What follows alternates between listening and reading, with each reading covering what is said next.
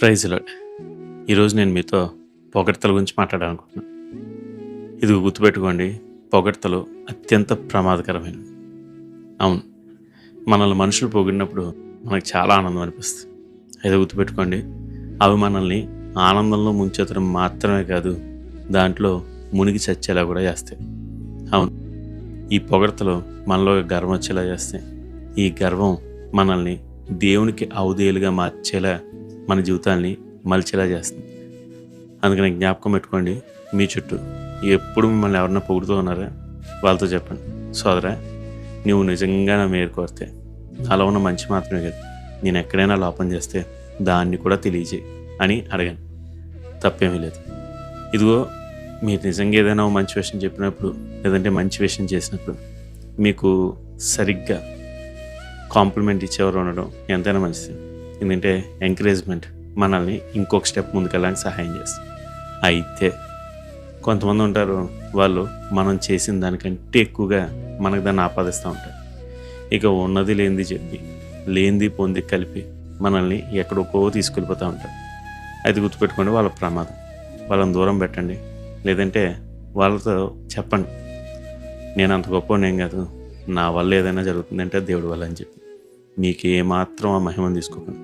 పొగడ్తలు అన్నీ దేవుడికి చెందాలి, దేవుడికి ఆపాదించాలి. ఇది ఈ మాటలు మీకు బాగా అర్థం కాబట్టి ఒక చిన్న విషయం చెప్తాను. పూర్వం కింగ్ కాంటే అనే ఒక గొప్ప రాజు ఉండేవాడు. ఆయన దాదాపుగా ఒక 1000 సంవత్సరాల క్రితం ఇంగ్లాండ్ని, నార్వేని, అదేవిధంగా డెన్మార్క్ ప్రాంతాలన్నింటినీ కలిపి దాన్ని రూల్ చేసేవాడు. అతను చాలా మంచివాడు, తన ప్రజలందరికీ చాలా మంచి చేసేవాడు.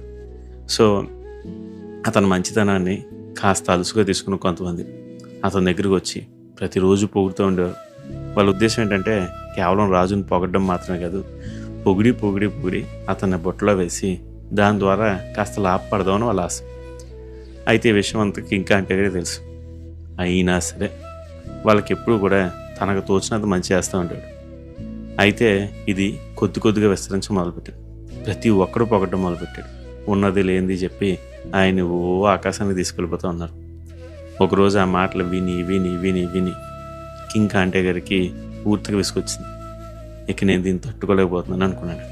అందుకనే ఆ రోజు వారి పొగడతలన్నిటికీ సరిపోయేలా తాను ఈ ఒక్కరోజు జీవించాలని చెప్పి ఆ రోజు వాళ్ళకు బుద్ధి చెప్పాలని నిర్ణయించుకుని తన రాజ్యంలో ఉన్న వాళ్ళందరితో చెప్పాడు, నా ఈ సింహాసనాన్ని ఇక్కడి నుంచి తీసుకెళ్ళి అర్జెంటుగా సముద్రం ముందు పెట్టని అన్నాడు. ఇదిగో వాళ్ళు వెంటనే అతని సింహాసనాన్ని సముద్రం ముందు రీప్లేస్ చేశారు. రాజ్యం అంతా చూస్తూ ఉంది. తన ప్రధానులంతా తన చుట్టూ కూర్చుని ఉన్నారు. ఇప్పుడు ఆయన సింహాసనం సముద్రం ఒడ్డున వేసి ఉంచారు. రాజు సింహాసనంలో కూర్చున్నాడు. సముద్ర పాలలో ముందుకు వస్తూ ఉన్నాడు. ఇప్పుడు రాజు వాళ్ళందరి ముందు తన్ని పొగుడుతూ ఉన్నారు కదా, ఇది చేసేయగలరు, అది చేసేయగలరు అని చెప్తా ఉన్నారు కదా, వాళ్ళందరికీ బుద్ధి చెప్పాలని సింహాసనం మించి లేచి ఉంచి, ఓ సముద్రమా, ఓ మీద మీదగా ఎగిసి పడుకో, ఇప్పుడు నేను గద్దిస్తున్నాను, ఆగిపో అన్నాడట. సముద్రం ఎక్కడ ఆగుద్ది? అదేమన్నా ఇది ఈయన మాట వింటదా? వింది కదా. అది అలాగే ఉప్పొంగుతూ ఉంది. నేరుగా ఒక కెరటం వచ్చి అతని కాలని తగిలిందట. ఇక అప్పుడు అందరూ అతన్ని విడ్డూరంగా చూడడం మొదలుపెట్టారు. అరే, రాజుగారు చెప్తూ ఉంటే సముద్రం ఏమి వినలేదు అనుకుంటున్నారు. అప్పుడు రాజుగారు అందరి వంక చూసి, చూసారా, గొప్పోడిని గొప్పోడిని గొప్పోడిని అని నన్ను మీరు పైకెత్తేస్తున్నారు. నా గొప్పతనం ఇది. నేను ఆ సముద్రాన్ని ఏమాత్రం కమాండ్ చేయలేను.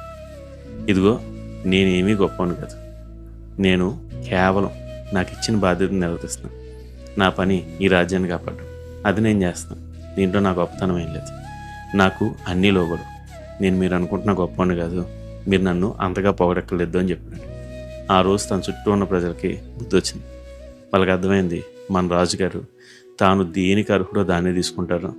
అర్హత లేకుండా మనం ఆయన్ని ఇంకా అమరాలు ఎక్కిద్దామని ట్రై చేస్తూ ఉంటే ఆయన అర్థం చేసుకుంటాడు, ఆయన్ని ఇంత అదిగా పొగడలేదు అని ఆయన మనతో చెప్తున్నాడు అని. ఇక అప్పటి నుంచి అలా చేయడం మానేశారు. ఇది ఈరోజు మీకు ఒక విషయం చెప్పాలనుకున్నాను. ఆ కింగ్ కాంటే ఒక విషయం అర్థం చేసుకున్నాడు, నేను దీన్ని చేయలేదని. అతను చేసిన ఓ పని నాకు బాగా నచ్చింది. అతను ఏం చేశాడు తెలుసా? గాలిని సముద్రాన్ని గద్దించాడు ఆపడానికి. అవి అతని మాట వినలేదు, ఎందుకంటే అతను మనిషి.